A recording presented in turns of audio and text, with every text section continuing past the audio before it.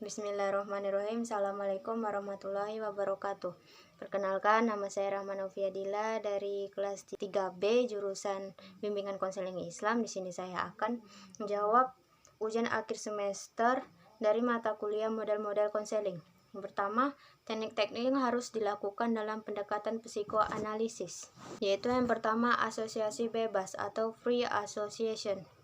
Dalam konteks kelompok teori psikoanalisa, maksud asosiasi bebas sama dengan konteks individual, tetapi teknik ini digunakan untuk memajukan spontanitas, interaksi, dan perasaan kesatuan dalam kelompok.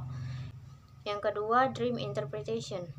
Dalam praktiknya, konselor melakukan berbagai tindakan analisis yang menyatakan, menerangkan, bahkan mengajari klien untuk memaknai tingkah laku yang dimanifestasikan melalui mimpi-mimpi, asosiasi bebas, resistensi-resistensi, dan oleh hubungan teoretik itu sendiri.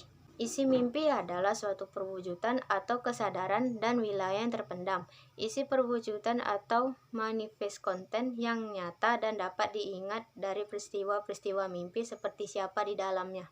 Yang ketiga, analisis resistensi atau interpretation of resistance, membantu klien untuk memperoleh wawasan ke dalam perilaku sekarang dan masa lalu mereka. Interpretasi secara umum dilakukan oleh pemimpin dalam tahap awal kelompok, karena anggota kelompok selalu memiliki pengalaman yang cukup tepat. Yang terakhir, teknik konseling interpretasi mengacu pada permasalahan pokok yang dihadapi oleh konseli yang berada di luar kesadarannya. Teknik konseling interpretasi juga berfungsi untuk menggali materi yang tidak disadari oleh konseli supaya dapat dipahami oleh konseli demi kepentingan penyelesaian permasalahan yang dihadapinya. Yang kedua, apa penyebab neo-Freudian memisahkan diri dari Freud seperti Alfred Adler dan Albert Ellis? Karena ia menolak pandangan Freud mengenai seksualitas. Menurutnya, kebutuhan seks setara dengan kebutuhan manusia lainnya, seperti makan, kebutuhan spiritual, dan pengalaman religius. Lalu, ia menentang pandangan mekanistik terhadap dunia dari Freud. Tingkah laku manusia dipicu bukan hanya dari masa lalu, tetapi juga di masa depan, tujuan dan aspirasinya. Jelaskan eksperimen Pavlov tentang classical conditioning, kemudian dikaitkan dengan model konseling behavior therapy. Classical conditioning adalah proses yang mana suatu stimulus atau rangsangan yang awalnya tidak memunculkan respon tertentu, diasosiasikan dengan stimulus kedua yang dapat memunculkan.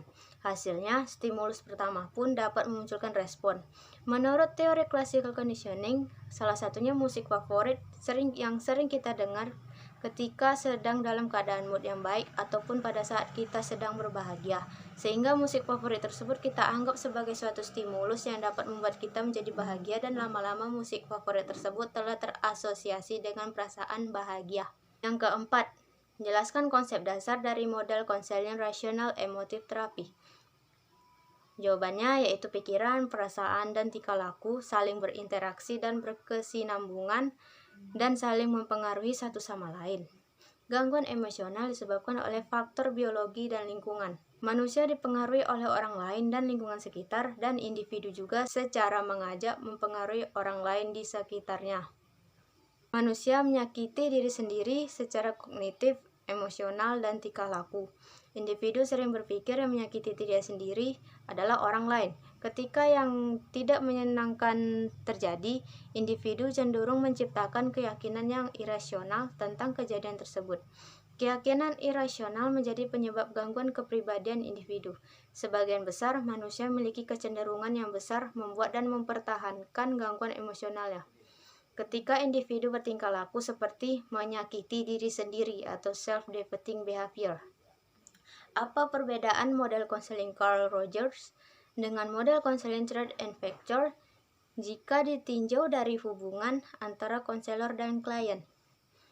Menurut Rogers, ia selalu menghindari pengarahan atau direktif. Istilah klien menurutnya digunakan untuk menggantikan istilah pasien untuk menunjukkan adanya hubungan yang sejajar antara orang yang melakukan terapi dan yang diterapi, dan bahwa yang diterapi ini adalah orang sehat, orang yang punya wawasan, dan bukan orang yang sakit. Selanjutnya, klien harus diterima sebagaimana adanya, sementara ia pun harus terbuka dengan kliennya. melalui hubungan yang saling menerima dan melalui upaya bersama antara klien dengan orang yang melakukan terapi. Diusahakan menggali semua pengalaman dan perasaan klien untuk tercapai keseimbangan antara berbagai pengalaman dan perasaan yang sesungguhnya terjadi dengan konsep diri klien. Sedangkan model konseling Thread and Fracture, nasihat secara langsung atau direct advising, yang mana konselor secara terbuka dan jelas menyatakan pendapatnya. Pendekatan ini dapat digunakan pada konseli yang berpegang teguh kepada pilihan atau kegiatannya, yang oleh konselor diyakini bahwa keteguhan konsel itu akan membawa kegagalan bagi dirinya. Metode persuasif dan menunjukkan pilihan yang pasti dan secara jelas, konselor menata evidensi secara logis dan beralasan sehingga konselor melihat alternatif tindakan yang mungkin dilakukannya. Yang kedua, metode penjelasan. Metode penjelasan merupakan metode yang paling dikehendaki dan memuaskan. Konselor secara berhati-hati dan perlahan-lahan menjelaskan data diagnostik yang menunjukkan kemungkinan situasi yang menuntut penggunaan potensi konseli. Metode ini merupakan pemikiran yang hati-hati dan mendetail tentang implikasi data individu. Yang keenam, jelaskan teknik-teknik yang digunakan dalam model konseling Gestalt. Yang pertama, permainan dialog. Permainan dialog dilakukan dengan cara klien dikondisikan untuk mendialog dua kecenderungan yang saling bertentangan, yaitu kecenderungan top dog dan kecenderungan underdog. Misalnya kecenderungan orang tua lawan kecenderungan anak, kecenderungan bertanggung jawab lawan kecenderungan masa bodoh, kecenderungan anak baik lawan kecenderungan anak bodoh, kecenderungan otonom lawan kecenderungan tergantung. Yang terakhir, kecenderungan kuat atau tegar lawan kecenderungan lemah. Yang kedua, latihan bertanggung jawab. Teknik ini yang dimaksud adalah untuk membantu klien agar mengakui dan menerima perasaan-perasaannya daripada memproyeksikan perasaan itu kepada orang lain. Yang ketiga, bermain proyeksi. Proyeksi adalah memantulkan kepada orang lain perasaan-perasaan yang dirinya sendiri tidak mau melihat atau menerimanya. Mengingkari perasaan-perasaan sendiri dengan cara memantulkan kepada orang lain. Sering terjadi perasaan-perasaan yang dipantulkannya kepada orang lain itu merupakan atribut yang dimilikinya. Selanjutnya, teknik pembalikan. Gejala-gejala dan tingkah laku tertentu seringkali mempresentasikan pembalikan dari dorongan-dorongan yang mendasarinya. Dalam teknik ini, konselor meminta klien untuk memainkan peran dan yang berkebalikan dengan perasaan-perasaan yang dikeluhkannya.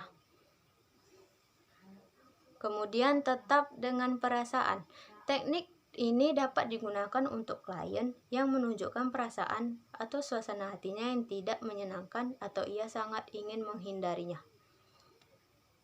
Yang ketujuh, jelaskan 3 aspek atau 3 dimensi yang saling berkaitan dalam membentuk sifat manusia jika ditinjau dari model konseling logoterapi. Logoterapi memiliki 3 aspek atau dimensi, yaitu yang pertama, manusia merupakan kesatuan utuh dimensi ragawi, kejiwaan, dan spiritual. Yang kedua, manusia memiliki dimensi spiritual yang terintegrasi dengan dimensi ragawi dan kejiwaan. Yang ketiga, dimensi notik. Ini manusia mampu melakukan self-detachment, yakni dengan sadar mengambil jarak terhadap dirinya, serta mampu meninjau dan menilai dirinya sendiri. Selanjutnya yang terakhir, nomor 8, yaitu jelaskan kembali apa yang Anda pahami tentang tugas makalah yang Anda presentasikan. Thread and Fracture dicetuskan oleh Frank Pearson yang dikenal sebagai Bapak Karir. Teori yang ia kemukakan tentang makna karir yang sebenarnya. Pendekatan ini memandang orang sebagai suatu organisasi yang dihubungkan dengan persyaratan atau kualifikasi terhadap sebuah pekerjaan dan lebih deskriptif menjelaskan pengaruh terhadap sebuah pilihan daripada perkembangan karir. Peran konselor dalam konseling Thread and Fracture yaitu memberitahukan konseli tentang berbagai kemampuan yang diperoleh konselor melalui testing. Dari hasil testing inilah konselor mengetahui kelemahan dan kekuatan kepribadian konseli. Konselor membantu konseli menentukan tujuan yang akan dicapai sesuai dengan bakat hasil tes. Sekian dari video saya. Wassalamualaikum warahmatullahi wabarakatuh.